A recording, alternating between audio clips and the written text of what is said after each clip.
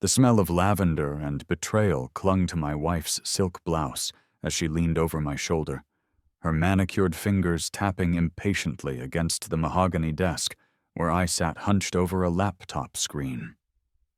The soft glow illuminated documents that would change everything, not just for the man she was trying to save, but for the marriage I was about to methodically dismantle. "Marcus, you need to adjust the employment dates here," Elena whispered, her breath warm against my ear. Once, that proximity would have sent shivers down my spine. Now it felt like ice water in my veins. "Make sure they align with what Diego submitted to his lawyer." Diego. Even his name tasted bitter in my mouth. 6 months ago, I didn't know this man existed. Now I was being asked to commit federal crimes for him by the woman who had promised to love, honor, and cherish me until death do us part. I stared at the employment verification letter on my screen, my fingers hovering over the keyboard. The letterhead looked authentic enough. I'd spent 3 hours perfecting the graphic design, matching fonts, adjusting margins. My background in forensic accounting had taught me to spot forgeries. Creating them required the same attention to detail, just in reverse. "The dates don't make sense, Elena," I said quietly, my voice steadier than I felt. If Diego was supposedly working at this construction company during this period, how was he also enrolled full-time at the community college? Immigration officers aren't stupid. She straightened, and I caught her reflection in the dark window. Beautiful, frustrated, and utterly convinced of her own righteousness. Elena had always been stunning, with sharp cheekbones that could cut glass and eyes the color of storm clouds. Those same eyes that had looked at me with love on our wedding day now held nothing but impatience. "That's why we're adjusting the college transcript, too," she said, as if explaining basic arithmetic to a child. "Diego needs these documents by Friday. His lawyer says this is his last chance before the deportation hearing." I turned in my chair to face her, studying the woman I'd shared a bed with for 8 years. She wore a cream-colored cashmere sweater that I'd bought her for Christmas, paired with designer jeans that cost more than most people's rent. Her wedding ring caught the light, 3 carats of gilt gleaming on her finger. "And you're sure this is the only way to help him?" I asked. "Marcus, don't be naive." She moved to pour herself a glass of wine from the bottle she'd opened earlier, a Bordeaux from our honeymoon trip to France. The irony wasn't lost on me. "The immigration system is broken. Diego has been here for 15 years. He has a daughter who's a U.S. citizen, and they're going to tear this family apart over paperwork. Sometimes you have to work around an unjust system. Sometimes you have to work around an unjust system."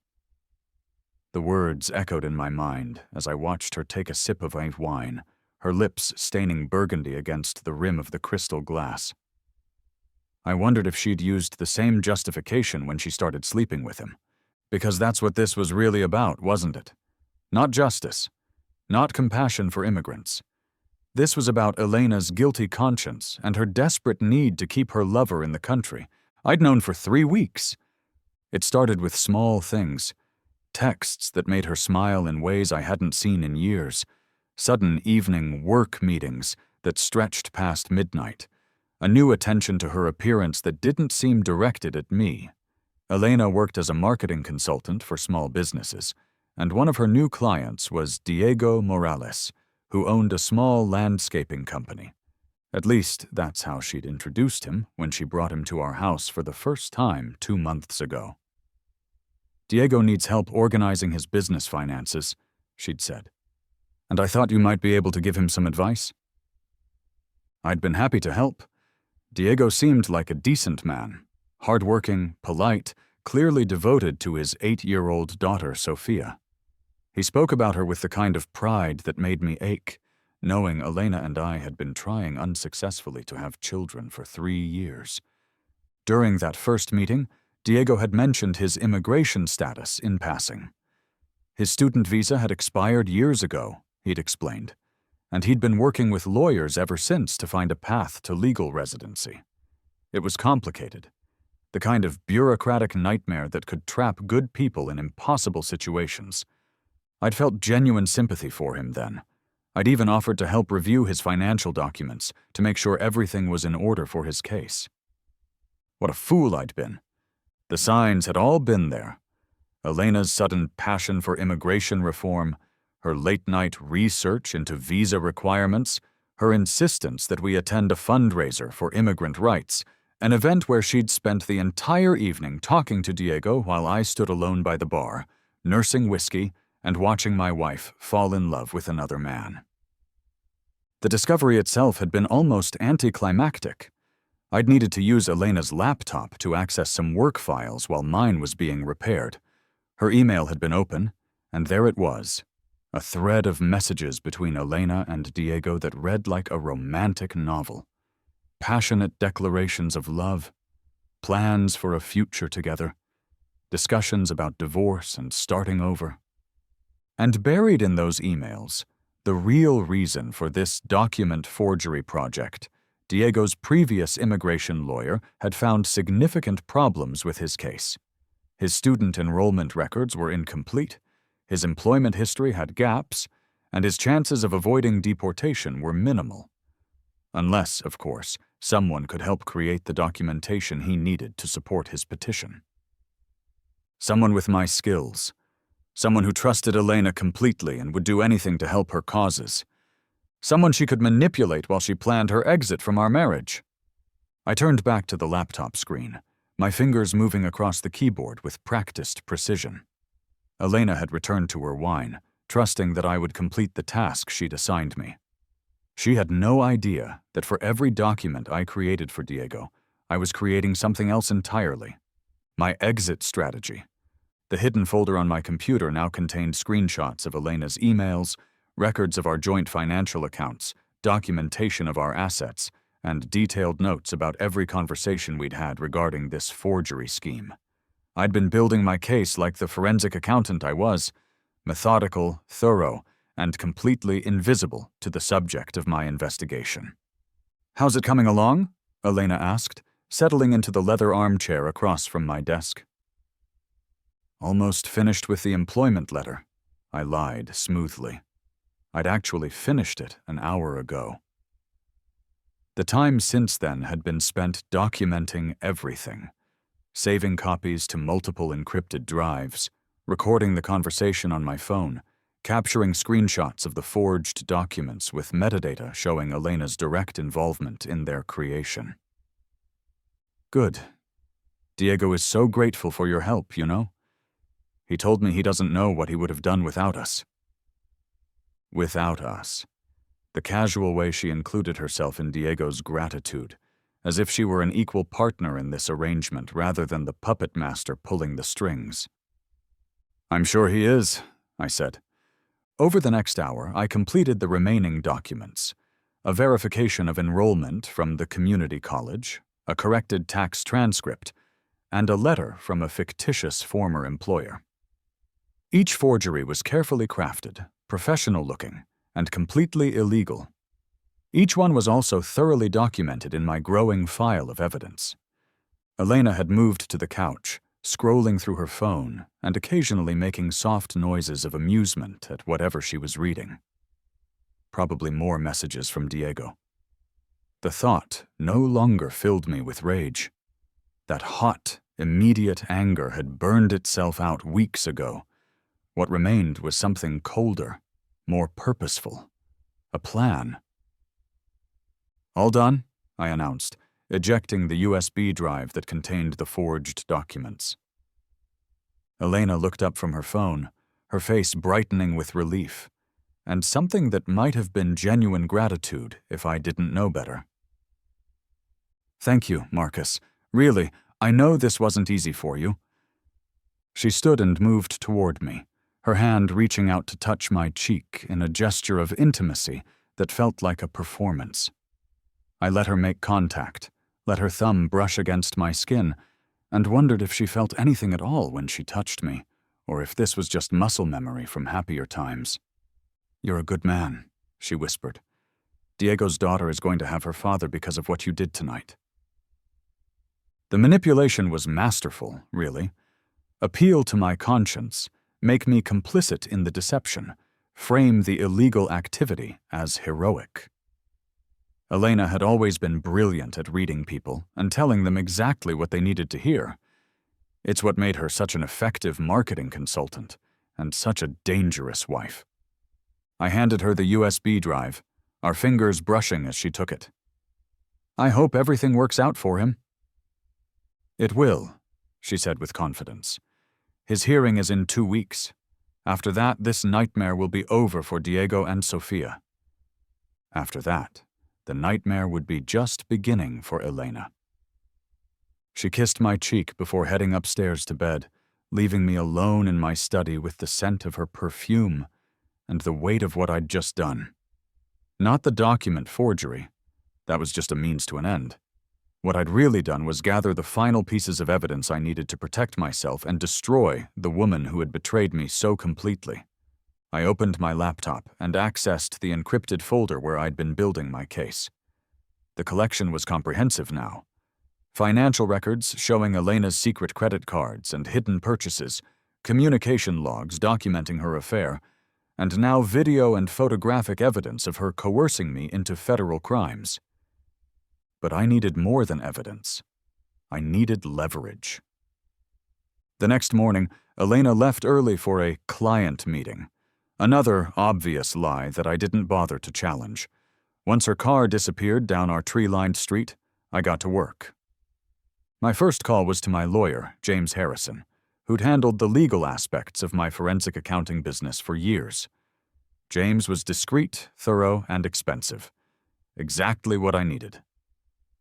Marcus, what can I do for you? His voice carried the warm professionalism that came from charging $800 an hour. I need to discuss a hypothetical situation, James. Attorney-client privilege applies? Of course. What's the situation, right? I outlined the basics. A spouse being coerced into document forgery, evidence of adultery, concerns about criminal liability. James listened without interruption, occasionally making notes. Hypothetically, he said when I finished, the spouse being coerced would want to contact federal authorities immediately. Immigration fraud is serious business, and anyone involved could face significant prison time. However, if that person had evidence of coercion and could demonstrate they were documenting the crimes for law enforcement purposes, they might be able to negotiate immunity in exchange for cooperation. Hypothetically, yes, especially if they had compelling evidence against the actual perpetrators. My second call was to Margaret Chen, a private investigator I'd worked with on several cases involving financial fraud. Margaret specialized in gathering evidence that would hold up in court, a skill I was going to need. I need comprehensive surveillance on my wife, I told her without preamble. Margaret didn't sound surprised. After 15 years in her business, she'd probably heard worse. Suspected adultery? Confirmed adultery. I need documentation of her relationship with Diego Morales, including any meetings, phone calls, financial transactions. I also need you to research his immigration status and any previous legal issues. Timeline: 2 weeks. I need everything before his immigration hearing. Consider it done. I'll send you a contract this afternoon. The third call was the most important. Agent Sarah Rodriguez with ICE had worked with our accounting firm on several cases involving immigration fraud. She was professional, thorough, and had a reputation for being fair with cooperating witnesses. Agent Rodriguez, this is Marcus Sullivan. I need to report immigration fraud, and I believe I have information that could be valuable to your department. The silence on the other end stretched long enough that I wondered if the call had dropped. Mr. Sullivan, are you reporting someone else's potential immigration fraud, or are you involved yourself? I've been coerced into creating fraudulent documents. I have evidence of this coercion, and I'm willing to cooperate fully with your investigation. Another pause. I think you need to come in and speak with me in person. How soon can you be here? This afternoon.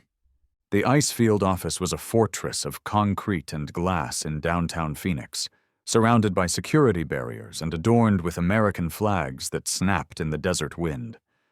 Agent Rodriguez met me in a sterile conference room that smelled of industrial carpet and coffee. She was younger than I'd expected, probably early 30s, with short black hair and sharp eyes that seemed to catalog every detail of my appearance. She wore a navy blue suit that looked like it had been purchased from the same government catalog as the furniture. Mr. Sullivan, before we begin, I want to make sure you understand the seriousness of what you're alleging. Immigration fraud is a federal crime. If you've participated in creating fraudulent documents, you could face up to 15 years in prison. I understand. I also understand that people who cooperate with federal investigations and provide valuable intelligence often receive immunity in exchange for their testimony. Agent Rodriguez leaned back in her chair, studying me with those sharp eyes. Tell me everything. I did. I walked her through Elena's relationship with Diego, the coercion that led to my involvement in document forgery, and the evidence I'd gathered over the past few weeks. I showed her screenshots of Elena's emails, photos of the forged documents, and audio recordings of our conversations about the scheme. When I finished, Rodriguez was quiet for a long moment, reviewing the notes she'd taken.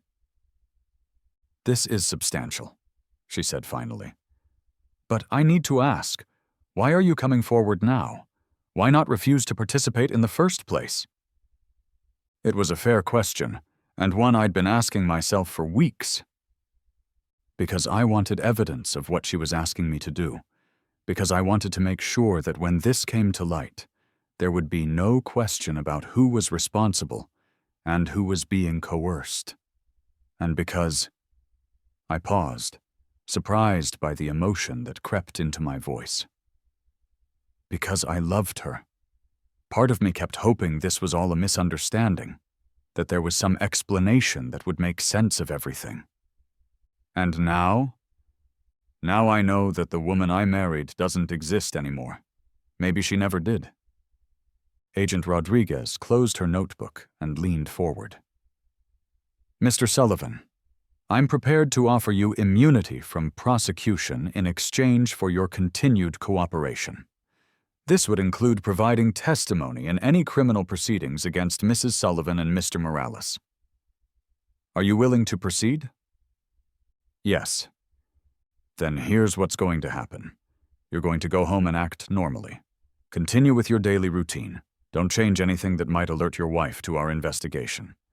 In the meantime, we'll be conducting our own surveillance and building our case. When we're ready to move, you'll get a call from me. Any questions?" "How long do you think this will take?" "Immigration fraud cases can move quickly when we have solid evidence. I'd estimate we'll be ready to proceed within a week." I drove home through Phoenix traffic, the weight of what I'd set in motion settling over me like desert heat. Elena's car was in the driveway when I arrived, and I found her in the kitchen, preparing dinner with an enthusiasm she hadn't shown for our meals in months. "How was your day?" she asked, not looking up from the vegetables she was chopping. "Productive. Yours?" "Good. I had lunch with Diego to go over some marketing strategies for his business." The lie came so easily, so naturally, that I almost admired her skill. If I hadn't seen the credit card receipts showing lunch at the Ritz-Carlton followed by 3 hours at a nearby hotel, I might have believed her. "That's nice. How's his immigration case coming along?" Elena paused in her chopping, her shoulders tensing slightly. "He submitted all the documents yesterday. His lawyer thinks they have a strong case now." "Good. I'm glad we could help." She turned to face me then, and for a moment I saw something vulnerable in her expression. Uncertainty, maybe even guilt. "Marcus, I want you to know how much I appreciate what you did. I know it wasn't easy, and I know you had concerns about the legal aspects. It means everything to me that you trusted me enough to help." Trust.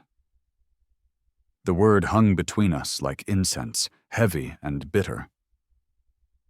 "Of course," I said. "We're married. We help each other." Elena smiled, and it was almost convincing. "We do?"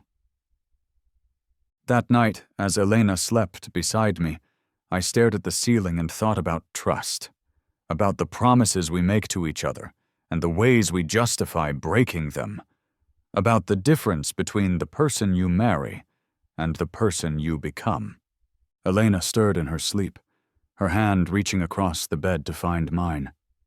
Even unconscious, she sought connection, comfort, the familiar warmth of partnership. I let her find my hand, let her fingers intertwine with mine, and wondered if this was habit, or if some part of her still loved me despite everything. It didn't matter. Love without trust was just another form of betrayal. The next few days passed in a strange bubble of normalcy. Elena went to her meetings, I worked from my home office, and we shared meals and conversations that felt like performances. She was playing the role of devoted wife, and I was playing the role of complicit husband.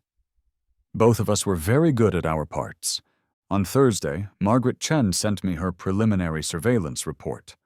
The documentation was devastating. Photos of Elena and Diego entering and leaving hotels, records of their phone calls and text messages, financial evidence of Elena using our joint accounts to pay for their romantic getaways.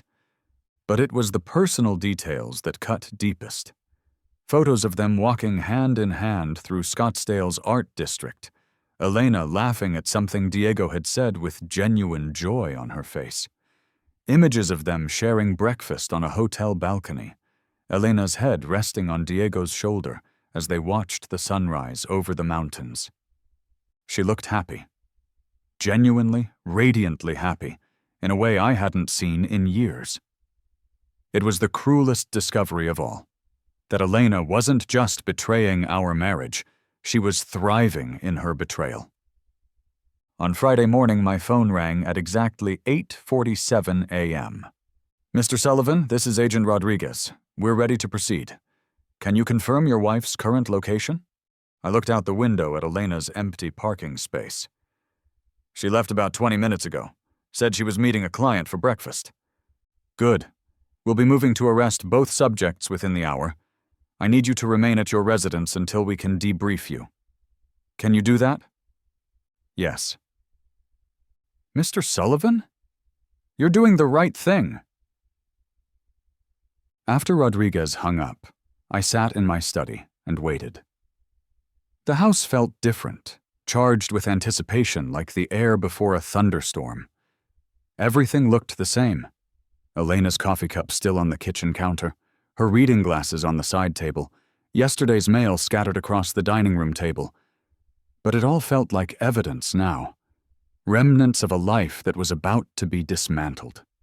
At 10:23 a.m., my phone buzzed with a text from Elena. "In meetings all day, don't wait up for lunch, love you, love you." Even now, even in the middle of an affair, even while being arrested for federal crimes, she ended her text with those two words. I wondered if they were muscle memory or if she meant them on some level. I wondered if it mattered. The call came at 2:15 p.m. "Both subjects are in custody," Agent Rodriguez informed me. "Mrs. Sullivan was arrested at the Phoenician Resort, where she was having lunch with Mr. Morales. Mr. Morales was taken into custody at his workplace. Both have been charged with conspiracy to commit immigration fraud." I felt nothing. No satisfaction, no grief, no relief. Just a strange emptiness where my emotions should have been. "What happens now?" "Your wife will be arraigned tomorrow morning. Given the evidence and her lack of prior criminal history, she'll likely be released on bond pending trial. You should expect her to contact you." "And then?" "Then you move on with your life, Mr. Sullivan. That's what people do after betrayal. They move on." Elena called at 6:47 p.m. I was sitting in my study, staring at the documents scattered across my desk. Mortgage papers, investment accounts, insurance policies, all the financial artifacts of a marriage that was ending. Marcus. Her voice was small, broken. I need you to come get me. Where are you? Maricopa County Jail. I was arrested today. I'm scared, Marcus. I need help. The woman who had manipulated me into committing federal crimes was now asking me to rescue her from the consequences of those crimes. The audacity was breathtaking. I know why you were arrested, Elena. Silence on the other end, followed by a sharp intake of breath. You know? I know everything.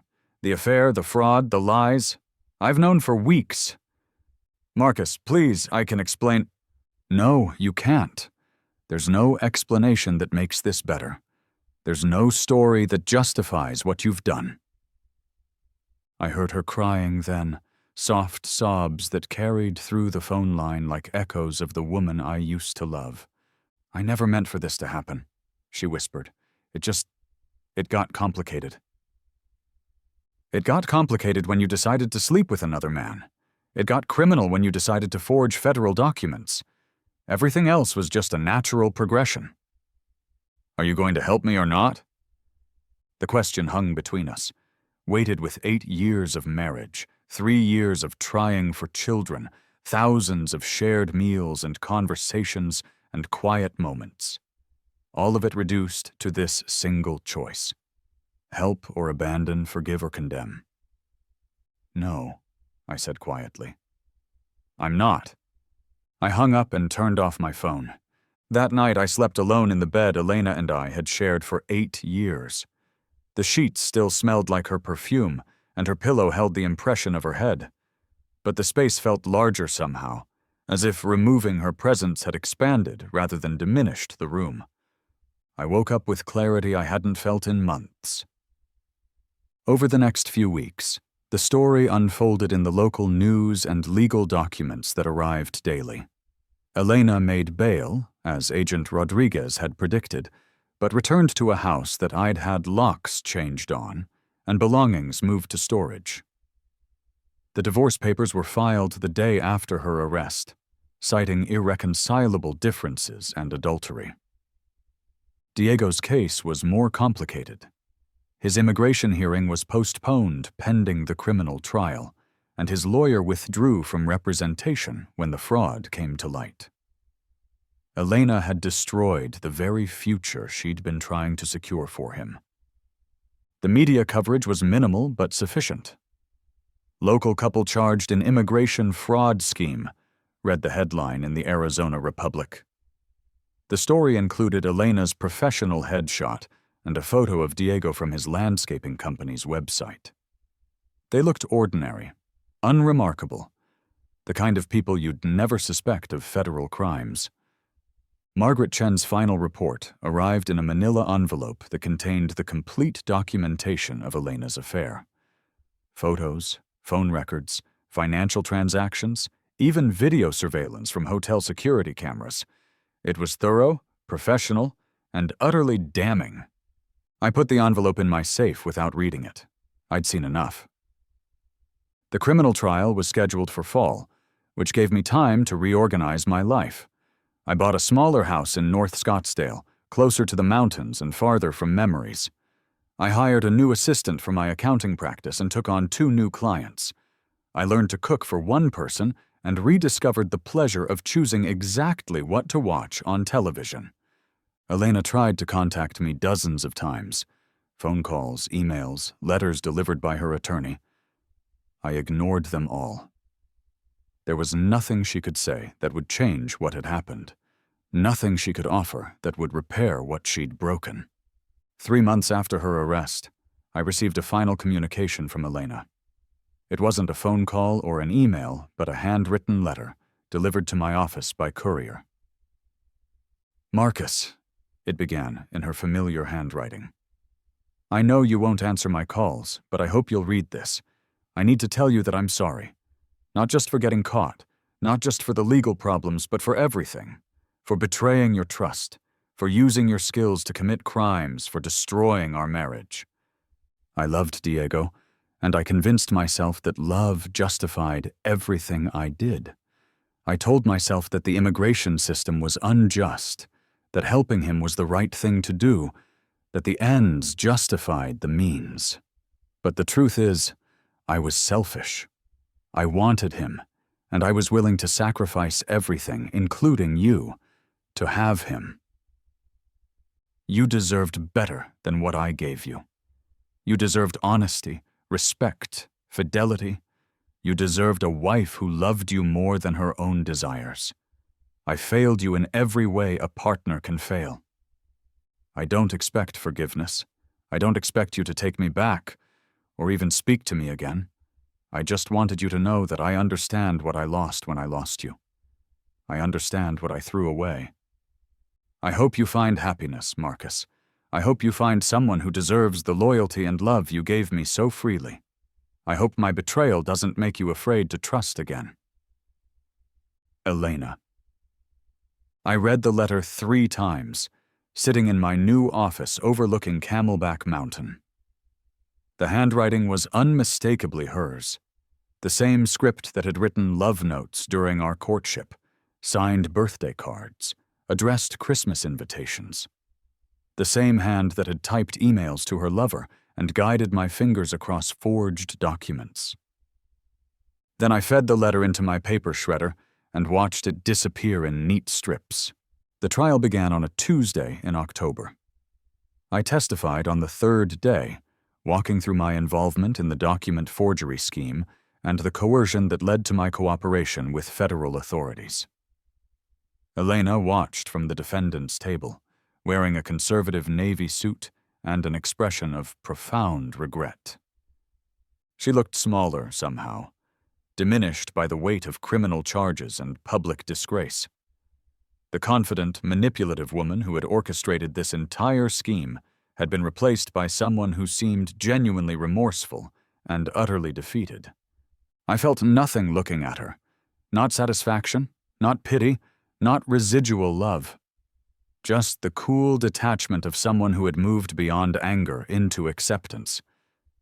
Diego sat at his own defendant's table, occasionally glancing at Elena with an expression that mixed love and resentment. He had lost everything: his business, his immigration case, his daughter's respect. Elena's attempt to save him had destroyed him instead. The jury deliberated for less than 6 hours. Both defendants were found guilty on all counts. Elena received 18 months in federal prison. Diego received 2 years, followed by deportation to Mexico. I wasn't in the courtroom when the sentences were read. I was in my new office, working on a fraud case for a corporate client, building a new career that didn't include my wife or her choices. Elena began serving her sentence at the Federal Correctional Institution in Dublin, California. I received notification of her incarceration and forwarded it to my attorney without reading the details. Her life was no longer my concern. 1 year after her arrest, I was contacted by a television producer interested in telling our story for a documentary about immigration fraud. I declined the interview. Some stories don't need to be told. Some betrayals don't need to be examined from every angle. Some endings are complete without explanation. 2 years after her arrest, I met Amanda. She was a federal prosecutor, ironically enough, someone who specialized in white-collar crime and understood both the importance of trust and the consequences of betrayal. We met at a continuing education seminar on financial fraud, started talking over coffee about the psychology of criminals, and somehow found ourselves having dinner to continue the conversation. Amanda was nothing like Elena. Where Elena was manipulative, Amanda was direct. Where Elena was secretive, Amanda was transparent.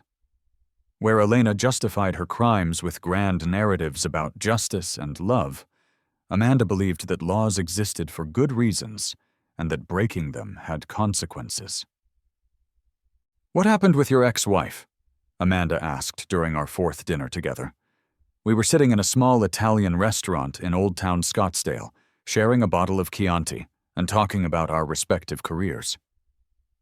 "She asked me to forge immigration documents for her lover. I documented her crimes instead and turned the evidence over to federal authorities. Amanda set down her wine glass and looked at me for a long moment. That must have been devastating. It was, but it was also clarifying. When someone shows you who they really are, believe them. Do you regret it, turning her in? I considered the question, thinking about Elena in her federal prison, about Diego deported back to Mexico, about the daughter who would grow up visiting her father through video calls instead of sharing breakfast with him. No, I said finally. I regret that it was necessary.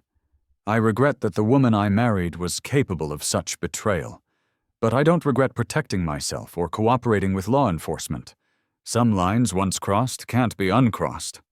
Amanda nodded, understanding in her eyes. Trust is everything in a relationship. Without it, you don't have a partnership, you have a con game. 6 months later, Amanda and I moved in together. A year after that, we were married in a small ceremony overlooking the Salt River, with a guest list that included our immediate families and closest friends. No elaborate reception, no dramatic vows, no promises that couldn't be kept. Just two people who understood the value of honesty and the importance of choosing your partner carefully. Elena was released from federal prison on a Thursday in spring. I knew because my attorney received notification, which he forwarded to me as required by the terms of our divorce settlement. She would serve 6 months of supervised release, during which she was prohibited from contacting me or engaging in any fraudulent activity. I deleted the email notification without reading the details and took Amanda to dinner to celebrate our first wedding anniversary. Some stories end with reconciliation, with forgiveness, with the healing power of love conquering all obstacles. This isn't one of those stories. This is a story about consequences, about the price of betrayal, about the importance of documenting your exit strategy when the person you trust most decides to destroy everything you've built together. Elena made her choices. I made mine. The difference is that I can live with the consequences of my decisions, while she will spend the rest of her life trying to rebuild a reputation, a career, and a sense of self-worth that she demolished in pursuit of a love affair that cost her everything. Justice isn't always dramatic. Sometimes it's just the quiet satisfaction of knowing that you protected yourself, that you refused to be complicit in your own destruction, that you chose truth over loyalty when loyalty became another word for enabling criminal behavior. Sometimes the best revenge is simply building a better life without the person who betrayed you. 3 years after Elena's arrest, I received one final communication from her. Not a letter this time, but a brief email that somehow made it past my spam filters. Marcus, it read, I saw the announcement of your new accounting firm in the Business Journal. Congratulations on your success. I hope you're happy. I stared at the email for a moment, this small window into the life of a woman who had once shared my bed, my dreams, my bank accounts. The message was simple, brief, perhaps even sincere in its sentiment. I deleted it without responding. Amanda found me in my office a few minutes later, reading case files and preparing for a client meeting. Everything okay? She asked, settling into the chair across from my desk. Perfect, I said, and meant it. Because sometimes the best response to betrayal isn't anger or revenge or elaborate schemes of justice.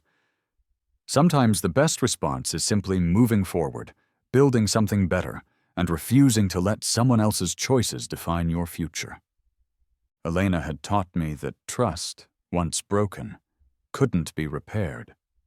But she'd also taught me the value of documenting everything, of protecting yourself, of recognizing when love has become manipulation, and when loyalty has become complicity. Those were expensive lessons, but valuable ones.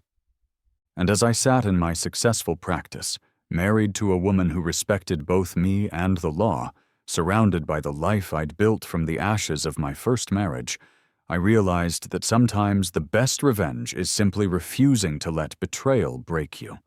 Sometimes the best revenge is healing. Sometimes the best revenge is happiness. Sometimes the best revenge is living well.